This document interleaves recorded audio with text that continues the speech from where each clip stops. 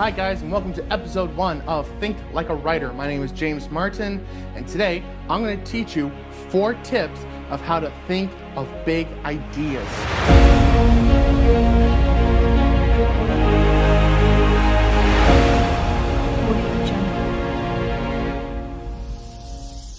So, number 1, this is the biggest and most important problem that we could deal with when it comes to thinking big and thinking outside the box. And that is something that we unconsciously and consciously think about in the back of our mind, and that is limitations, all right? How often have you guys sat down and write a script and you just started thinking about, well, you know, what's my availability? Like, what kind of actors do I have access to? What locations do I have access to? You know, well, I don't know anyone that does stunts or anyone that does fight choreography, so I probably can't do fight scenes. You know, I don't have access to this, I don't have access to that, I don't know if I'm gonna get enough money, so, you know, I'm just gonna start thinking downwards. This is you guys thinking about your limitations first. And I want to encourage you guys to forget about your limitations. Here's how. Here's a very simple exercise that I teach literally everyone how to use. Pretend that time, money, and resources is not an issue. Now we can start thinking big and start thinking outside the box. Number 2 is get inspired. And there's many different ways of doing this. You could be watching movies. You could be listening to music. You could be going out on a walk. You could be doing cooking. Robert Rodriguez once said, "You can't just wait for inspiration to act." That's the biggest mistake people make. Don't wait to be inspired to do the action. You have to do the action first and then you'll be inspired. That's one way he gets motivated. Some ways that I get inspired is I literally just watch movies. I listen to music. I love listening to Hans Zimmer and John Williams as an example. I love going out on walks. I go out on walks in the forest. Whatever you guys do something that's going to inspire you and give you ideas. Tip number 3. This process I'm going to call Sherlock Holmes thinking. How many of you have watched the Benedict Cumberbatch and Martin Freeman version of Sherlock Holmes on BBC?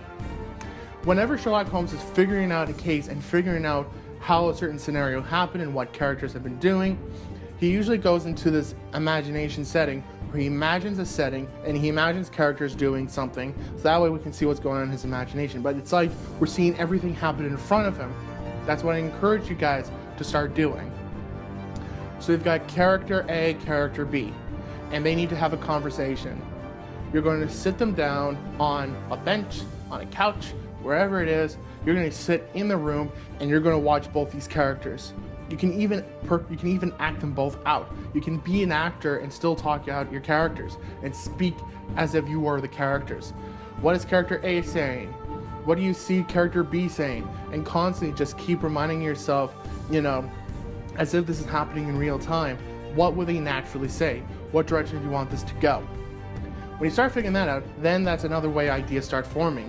Finally, my last tip for you guys, now you can actually start looking at your limitations, because your limitations actually can give you ideas.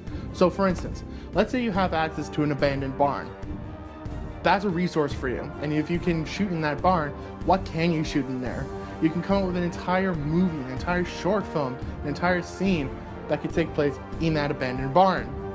What's that going to look like for you? Maybe you have an actor that has a very specific tone and a persona and just this feeling that he gives off. What kind of characters do you see him playing? Maybe you can write a script specifically for this one actor that you want. Maybe he's a friend of yours. That way it's a win-win for both of you, right? Because you can even work together to come up with those ideas together, right? So I hope this helps you guys. Those are my 4 tips of how to think big, how to create big ideas and think outside the box. All right. If you have any suggestions, any tips that could also further help us to think outside the box and become better writers, please let me know down in the comments. If there's any of my tips that really resonate with you and you found helpful, please also let me know as well down in the comments. If you write it down, it's more likely to stick inside your brain. I hope this is helpful. I can't wait to see you next time at our next episode of Think Like a Writer. Take care.